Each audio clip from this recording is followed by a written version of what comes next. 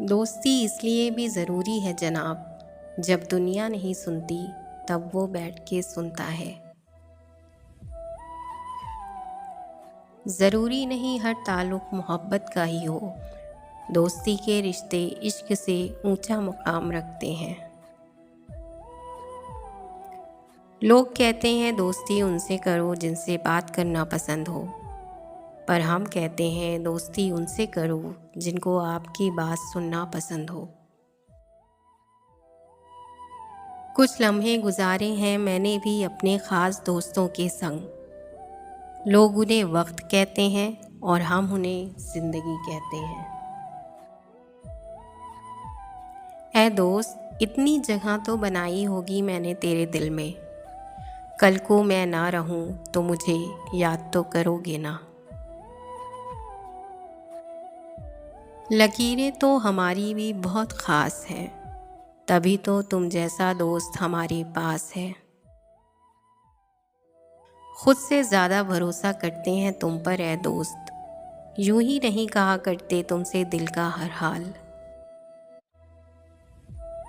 मांगी थी मौत तो ज़िंदगी मिल गई, अंधेरे में भी मुझे रोशनी मिल गई। पूछा खुदा से नसीब में क्या है मेरे, तो सबसे हसीन तोहफ़ा आपकी दोस्ती मिल गई। अच्छा और सच्चा दोस्त वो है जो आपको गलत काम से रोके।